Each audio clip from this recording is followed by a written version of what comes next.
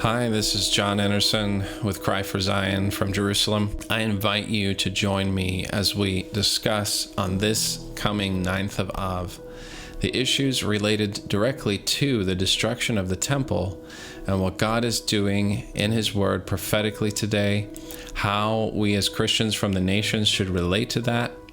Is it a positive? Is it a negative? How did the prophets react? How did Jesus react to the destruction of the temple? And what can we learn from that today? These are some of the most cutting edge and controversial topics in the Christian world today.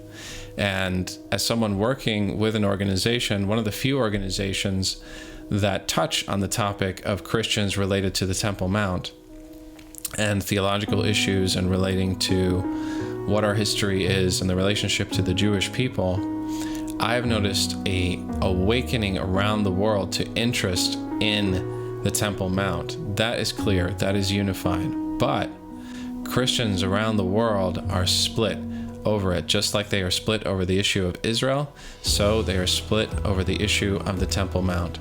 There are many things that we need to focus on, I think, on the 9th of Av, but obviously this is the day that the temples were destroyed, God's physical temples. What would happen if it were restored today, and how should we approach that? I invite you to join me in an exploration of those topics and to see what the Word of God says, see how Jesus related to that, and what His followers, we as His followers, what our reaction should be. So this is a very important time coming up. I look forward to studying these questions with you. We're seeing the restoration of Israel take place today.